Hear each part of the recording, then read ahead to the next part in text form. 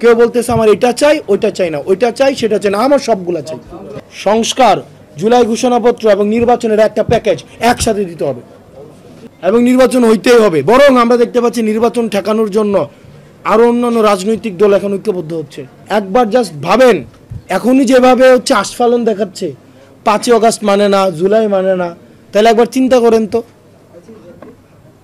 আপনার যদি সংস্কারবিহীন আবার একটা পট পরিবর্তনের সাজানো নির্বাচনের দিকে আমরা যাই, তখন আপনাদের কি অবস্থা হয়। এবং সেটার একটা মরণ ফাঁদ আপনাদের সামনে আছে, সেটা হচ্ছে কি আপনাদের জাবিরের যে মামলাটা দেওয়া হয়েছে, এই সবাইকে জঙ্গি মামলায় হচ্ছে তখন দেওয়া হবে। সেজন্য এটার বিষয়ে আমরাও কথা বলবো এবং আপনাদেরকেও কথা বলতে হবে। আমাদের একসাথে ঐক্যবদ্ধভাবে এই সংস্কার এবং বিচার নিশ্চিত করার মধ্য দিয়ে, অনেকে বলে আমরা নাকি নির্বাচন চাই না, আমরা অবশ্যই নির্বাচন চাই এবং নির্বাচন হইতেই হবে। বরং আমরা দেখতে পাচ্ছি নির্বাচন ঠেকানোর জন্য আরও অন্যান্য রাজনৈতিক দল এখন ঐক্যবদ্ধ হচ্ছে। তারা নির্বাচন ঠেকাই দিতে চায় কিভাবে? তারা সংস্কার ঠেকাই দিতে চায়, তারা বিচার ঠেকাই দিতে চায়। বিচার এবং সংস্কার ঠেকানোর মধ্য দিয়ে, জুলাই ঘোষণাপত্র ঠেকানোর মধ্য দিয়ে তারা হচ্ছে নির্বাচন পিছিয়ে দেওয়ার চেষ্টা করতেছে। এখন আমাদের এটাকে একটা প্যাকেজ আকারে দেখতে হবে, এটাকে আলাদা দেখা যাবে না। বিচার, সংস্কার, জুলাই ঘোষণাপত্র এবং নির্বাচনের একটা প্যাকেজ একসাথে দিতে হবে, একসাথে দিতে হবে। আপনার ওই যে নির্বাচন চাই সংস্কার লাগবে না, সংস্কার চাই নির্বাচন লাগবে না, এটা হইতে দেওয়া যাবে না। আমাদের সবগুলাই লাগবে, আমাদের সবগুলাই লাগবে।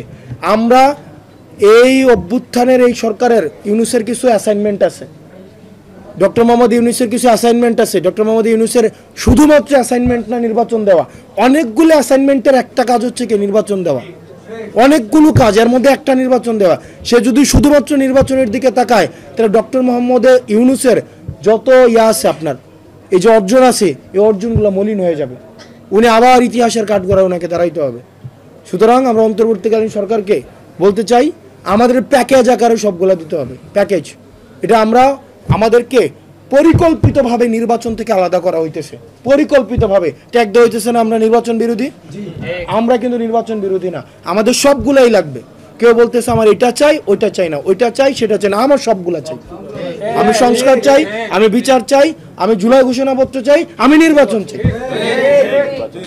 তারা দেখা যায় আপনি যদি খেলেন, আপনাকে মাঠে এসে খেলতে হবে। আপনার দর্শক সারি থেকে খেলাকে নিয়ন্ত্রণ করার আপনার কোনো অধিকার নাই।